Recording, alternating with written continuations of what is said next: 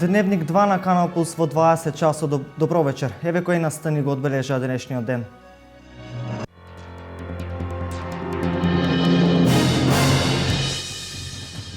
Отворена првата државна кардиохирургија во рамки на клиничкиот центар Мајка Тереза во Скопје, каде меѓу другото ќе се прави и трансплантација на срце.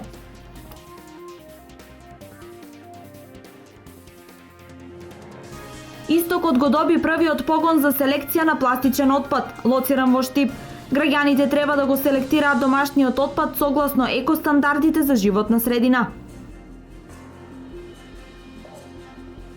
Премиерна изведба на интерактивна театарска представа Малограѓанска свадба во петок во Домот на културата Ацо Шопов во Штип. Штипскиот театар најавува уникатно доживување.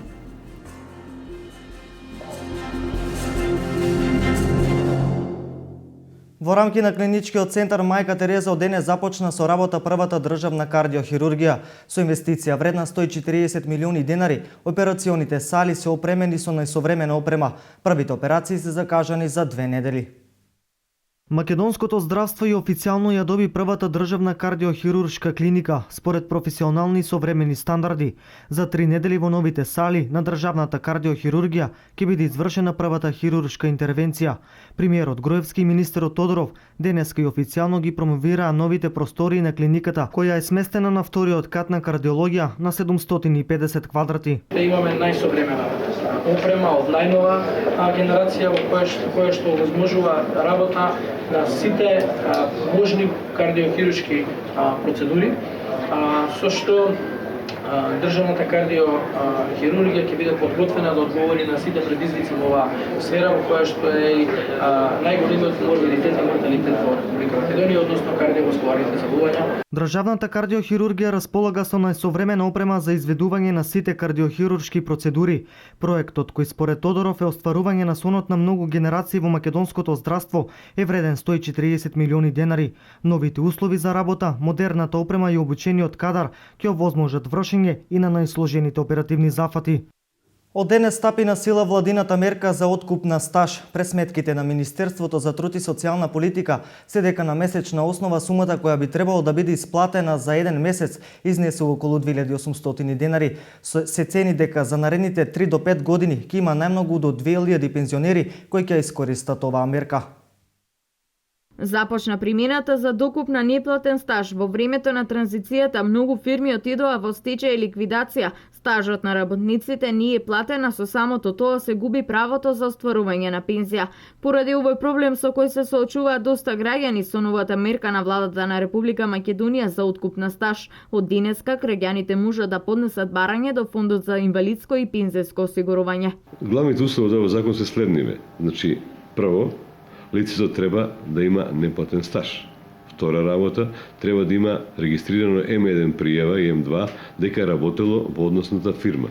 И трета работа, истата фирма мора да биде ликвидирана, односно бришена од регистрите, дали од судски регистар, или од регистарот, централниот регистар, или пренесена од судски регистар во централниот регистар. Сета оваа работа ќе врши Фондот за пензијско осигурување. Странката само ќе поднесе апликација, ќе наведе за кој период се работи неплатениот придонес и каде. Неплатениот придонес за кој може да се врши откуп се однесува за периодот до 31.12.2008 година. Значи тоа е година последна година, кој што важеше претходниот начин на плаќање на придонесе, значи посебно придонес за пензијско осигурување, посебно за здравство и така натаму. Според проценките, околу 2000 пензионери во наредните 5 години би требало да поднесат барање за откуп на стаж. Сумата која што треба да ја платат ќе изнесува околу 2800 денари месечно, која ќе ја плаќаат во рок од 12 месеци. А од неодамна работниците можат преку електронски пристап со издавање шифри од подрачните единици на Фондот за пензијско и инвалидско осигурување да ја следат состојбата околу плаќањето на стажот. Денес замина на бесплатно летување во Струга првата група од 100 деца од социјално ранливите категории и деца со посебни потреби. До крајот на летото секоја недела ќе биде испраќена нова група на деца кои ќе летуваат во рамки на проектот за бесплатно летување на деца во социјален ризик. Среќен пат и убав одмор денес министерот за труд и социјална политика Диме Спасов им посака на децата кои заминаа на летување во одмаралиштето Мајски цвет во Струга. Првата група од социјално ранливите категории, деца со посебни потреби, тргна од Скопје и Куманово. Секоја недела на летување ќе биде испратена нова група. Вкупно оваа услуга искористија над 9000 дечиња, што е значителна поволност на над 9000 семејства кои што се во социјален ризик, кои што примаат социјална парична помош, постојана парична помош или пак детски додаток. Меѓутоа исто така оваа поволност важи за децата со пречки во развојот, како и за децата без родители и родителска грижа. Со проектот на летен одмор се испраќаат 1000 деца. За реализација на проектот се обезбедени средства од буџетот во висина од 8 милиони денари. Децата се пресрекни и се дружат без разлика на нивната социјална категорија. Не се чувствуваат отфрлени, ја гледаат позитивната страна и се социјализираат едни со други, вели еден од родителите. Ќе организираме голем број рекреативни и едукативни сесии, а заедно со спасителите од Црвениот крст во Струга ќе се грижиме за нивната безбедност на плажа, рече Тунева Пауновска и додаде дека секоја година се подобри во организирањето на летувањето на овие деца. Пријавувањето за летување заврши. Во Штип досега се пријавиле 37 дечиња. Источна Македонија го доби првиот погон за селекција на пластичен отпад лоциран во Штип. ИСАР ќе ги едуцира граѓаните да го селектираат домашниот отпад согласно екостандардите за чиста животна средина. Погонот во Штип може да преработува 1 тон пластичен отпад. Оно што Европа го бара од Македонија во делот на секундарниот отпад, од денес во еден сегмент почна да се применува во Штипското комунално предпријатие ИСАР. На пригоден начин беше предаден во употреба погон за селекција и преработка на 5 амбалажа со капацитет од 1 тон дневно. Капацитетот е околу 1 тон, може дневно да. Едната е транспортна лента, втората машина е прес. На транспортната лента се врши селекцијата на отпадот, додека пак на пресата се врши пресувањето и балирањето на отпадот, на пластичниот отпад. Јавното предпријатие ќе ги мобилизира сите потенцијали со цел успешно реализирање на овој проект, кој во иднина треба да се надоградува. Се надевам дека овој мини погон ќе прерасне во поголем погон, така да и ќе се развие свеста на нашите граѓани да почнат да го селектираат отпадот, така да ние веќе ќе работиме на еден проект кој ќе ги посетуваме сите домови, волонтери ќе ги посетуваат сите домови, се со цел за да стекнеме и да ги потикнеме нашите граѓани да почнат да го селектираат отпадот. Во развиениот свет, собирањето, селекцијата и рециклажата на секундарниот отпад представува начин на живот, кој се стекнува од најмала возраст. Која е целта на отворањето на Штипскиот погон? Целта ни е со преработката на отпадот, прво да што помалку отпад заврши нашата депонија. Втората работа е да нашиот град го направиме максимално чист, онака како што ние бараме, и секако дека она што е корисно со рециклирањето ќе донесе приход на јавното предпријатие. Пораката до ЈП ИСАР им честитам за успехот, но и порачувам да секој денар од овде го реинвестираат повторно во нови машини, да го зголеме бројот на вработените и на крајот и многу лица да си најдат екзистенција во овој погон. Отворањето на погонот за селекција на отпадот е плод на соработката меѓу јавното предпријатие ИСАР, општина Штип, Пакомак и Петреп од Штип. Вредноста на опремата изнесува над 40.000 евра, сопствени средства на ИСАР. Градинките во регионот се соочуваат со недостиг на простор за сите деца. Посебно изразен е проблемот во штипските градинки, каде има долга листа на чекање, но сепак децата се квалитетно згрижени, велат од градинките. Постојано се зголемува листата на дечиња кои чекаат за упис во градинките. Континуирано, секоја година поголем е бројот на дечиња отколку капацитетот со кој располагаат детските градинки. Само во Штип листата на чекање број околу 250 дечиња. Секоја година се соочуваме со истиот проблем, поголема побаровачка од можностите кои што ги имаме во капацитети во градинката. Градинката официјално располага со 690 места, а ние имаме згрижени над 800 дечиња. Тоа значи и плюс деца кои што постојано имаме на листа на чекање, кои што чекаат некој да се отпиши, па за да можат да бидат запишани во градинка. Ние имаме 4 клона, капацитетот е некаде околу 600 деца. Ние моментално имаме 620 деца и сме капацитетот максимално исполнет.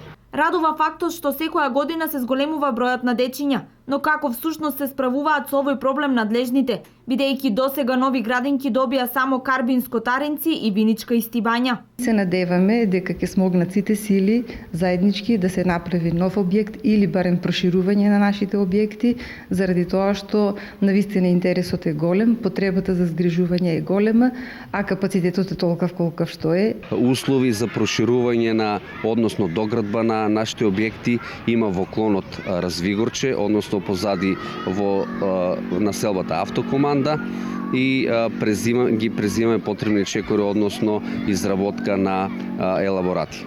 Пријавувањето на дечињата е во текот на целата година, а официјалното запишување со потребните документи е од 20 август до 1 септември. Донесување на пријава за запишување од развојно советовалиште во здравствениот дом Панче Караѓозов, фотокопија од извод и наши интерни документи кои што задолжително треба да се пополнат. Интересот е најголем за најмалата група на дечиња од 8-месечна возраст, така наречена јасли, бидејќи овие деца се запишуваат по завршување на породилното отсуство на мајката. Инаку цената е символична и изнесува 1490 денари, во која е вклучен престој, храна, чување, згрижување на децата, воспитно-образовна и едукативна работа. 60 на жители на Виница денес извршија бесплатна проверка на шеќерот, холестеролот и крвниот притисок. Здравствениот дом Виница ја реализираше третата акција Здравје за сите. Бесплатните здравствени прегледи можат да бидат сериозен детектор на здравствената состојба и аларм за преземање на брзи реакции, бидејќи здравјето мора да биде приоритет пред се друго и зад се друго. 60 на жители на Виница во денешната акција на здравствен дом ја искористија бесплатната услуга да го проверат холестеролот, шеќерот, крвниот притисок, а да добијат и соодветни инструкции и совети како и колку да внимаваат на здравјето во летниот период. Ова е веќе трета акција поред од проектот Здравје за сите, бидејќи не престои летниот период, односно очекуваме повисоки температури, превентивни правиме прегледи на пациенти кои дојдат, граѓани да речеме, не пациенти, мереме крвен притисок, висина, тежина, холестеролот го мереме, исто и шеќерот во крвта. Бидејќи ризичен овој период, високите температури, даваме совети. Градоначалникот Дончев и директорот на здравствен дом први се вклучија во акцијата. Тоа е добра можност за сите жители да дојдат овде и да ја проверат превентивно здравствената ситуација кај секој. Имавме можност да видиме дека овде први беа пензионерите кои што се постојано во паркот. По она што го видов, тие се во добра здравствена состојба, добро се држат и јас си пожелувам добро здравје на сите. Овие акции се благодет за пензионерите чија старосна граница бара за честени контроли. 2 години не сум бил у Скопје, напред се проверував. Тук за очите сум одил, операција вршена на двете очи. Така. Иначе со здравје сум добар. Колку години имате? 75. Внимавате ли на исхраната? Не, ништо. Само ракија не пијам, друго се пијам, се јадам. А ракија воопшто не пијам. Генерално здравјето... Цигаре не пушам.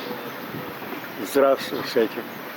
Само те со очите што ги опирисува очите. Јас сум 81 година. Здравјето и така, ама не е нај. Имам проблем од кичмет. Па месечно одиме тука. Така. Ова тука пензија, тоа ше, тоа па слајте година еднаш.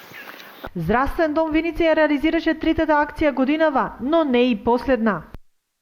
Денес во Кочани беа објавени резултатите од првото пријавување од уписите во средните училишта за кандидатите кои ги исполнуваат условите за запишување, односно имаат минимум 60 поени. По завршувањето на првото пријавување на идните средношколци во средните училишта денеска се објавени листите на примени ученици кои ги исполнуваат условите, односно имаат минимум 60 поени. Во средното општинско училиште Гошо Викентиев од пријавените 223 примени се 149 ученика во трите струки. Во машинската струка се пријавени вкупно 68 ученика, од кои 49 во 4-годишно образование за 3 паралелки и 19 ученика за 3-годишно образование за 2 паралелки. Од тие 68 ученика се примени во првото пријавување 44 ученика. Во електротехничката струка во 4-годишно образование се пријавени 102 ученика за 4 паралелки, од нив се примени 63. Во 3-годишното образование се пријавени 7 ученика за 2 паралелки, истите 7 се примени, или вкупно во електротехничката струка 109 ученика пријавени, од кои 70 се примени. И во сообраќајната струка од 45 пријавени ученици за една паралелка од 34 ученика, уписите се завршени и се запишени 34 ученика. Најголем интерес, како и минатите години, има за сообраќајната струка за профилот транспорт и шпедиција и во првото пријавување е завршен уписот, значи е формирана паралелката. Исто голем интерес има за електротехничката струка, електротехничар за компјутерска техника и автоматика, каде што се примени 33 ученика, има уште едно само слободно место. И во машинската струка, техничар за компјутерско опивање, каде се пријавени 25 ученика, а се моментално примени 17 ученика. Во гимназијата Љупчо Сандов, во гимназијска и економска струка, примени се 125 ученика, од кои 75 ученика се примени во гимназиско, а 50 во економски паралелки. Во економското имаме 87 пријавени, од кои што само 50. Значи тука дури 37 ученика не го исполнуваат условот, поточно немаат минимум 60 поени кои што се неопходни во двете струки. За второто пријавување во првиот уписен рок, што следува на 29:30, нема да бидат намалени поените, но на 2 јули ние имаме можност да се обратиме до Министерството за образование, кое што е надлежно за нас. Нашето барање ќе се однесува на тоа поените да бидат намалени, но дали поените ќе бидат намалени и за колку не можеме да импровизираме. Уписите продолжуваат и на 29 и 30 јуни, а учениците ќе можат да се запишат и во вториот уписен рок во месец август. Штипското културно лето почна со квалитетни содржини, продолжува во ист стил. Студентите од одделот за етнокореологија вчера вечер се представија со македонски изворни песни. Во четврток ќе се пеат традиционални песни на македонски, ромски, турски и влашки јазик. Временските прилики синоќа им одеа во прилог на студентите на одделот за етнокореологија при Факултетот за музичка уметност, кои на платото пред факултетот одржаа прекрасен концерт исполнет со звуците на македонската традиционална музика. Освен со звуците на традиционалните инструменти тапан, кавал, гајда и тамбура, присутните беа почестени со прекрасното архаично пеење, карактеристично за македонското поднебје, преточено со машки и женски вокали.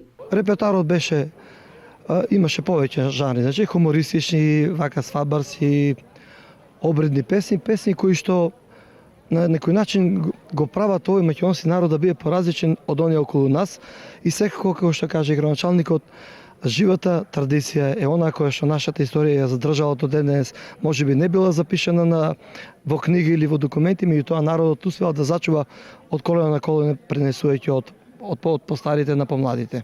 Македонската музика и песна создадени се од народот најчесто во тешките времиња, преполни со емоции, кои според градоначалникот примариус магистер Илчо Захариев, синоќа сите присутни ги почувствуваа. Присутните вечерва кај нашиот факултет за музичка уметност во овој мал амфитеатар, навистина имаа прекрасна можност да чујат нешто многу убаво од нашите студенти и верувам дека се она што го прикажа, можеби требаш да го види поголем број на публика.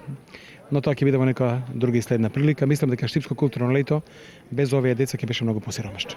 Историјата на македонскиот народ и народите кои живеат во Македонија, преточена во песна и музика, е темата и на наредниот настан кој ќе се случува во рамки на Штипско културно лето. Станува збор за концерт насловен како "Музиката ги обединува разликите", во кој учествуваат 25 деца од повеќе националности, кои во четврток во Народниот театар со почеток во 20 часот на заинтересираните присутни преку песна ќе им ги пренесат емоциите на македонски, влашки, ромски и турски јазик. Децата се организирани со проект на Сдруженијето за хуманитарни активности Синергија и Државниот студентски дом Браќа Миладиновци.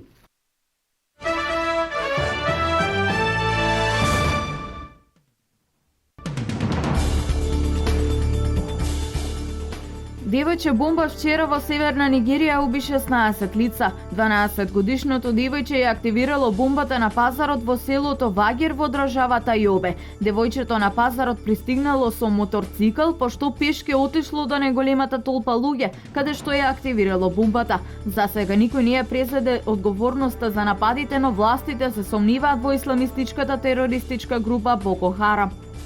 Бројот на жртви во топлотниот бран што ја погоди пакистанската покрајна Синд се зголеми на над 780, поради што премиерот на земјата побара од Националната служба за воредни состојби да презеде итни мерки за да го заштити населението.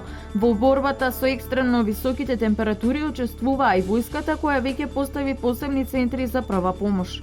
Ерменски активисти кои протестираат против покачувањето на цената на струјата го продолжија протестот во Ереван и покрај тоа што претходно тој беше насилно расторен од полицијата. Демонстрантите бараат преразгледување на одлуката со која струјата од 1 август поскапува за 16%.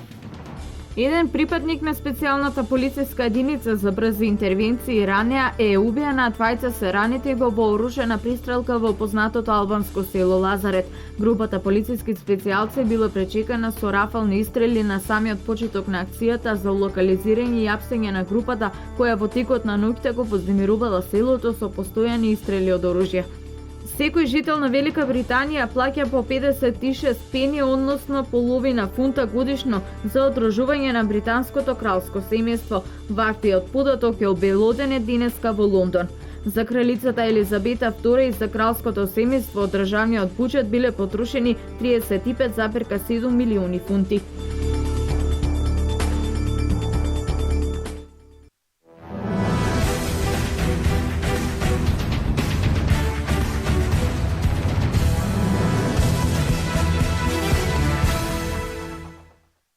Со официјалното фотографирање започна и официјалната програма на кампот Кирил Лазаров 7, кој се одржува во Охрид. Сите тренери поднапред предвидената програма го започнаа еднонеделното дружење со ракометните таленти од државата и околината.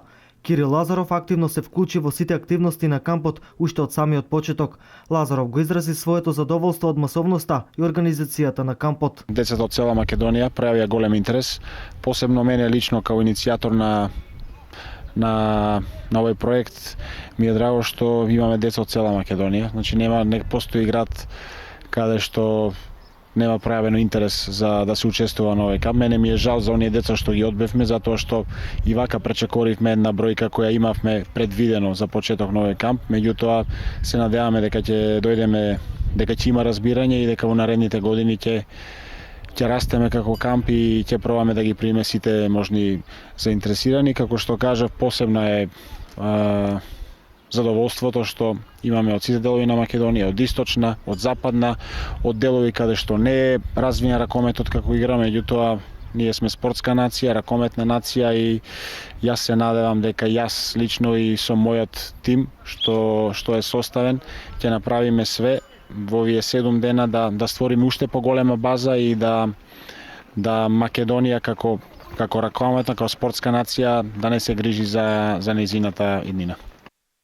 149 деца од цела Македонија и некои момчиња и девојчиња од соседните земји веќе започнаа да ги следат своите тренери во одредени категории и го поминаа првиот ден на кампот на Кирил Лазаров во Охрид.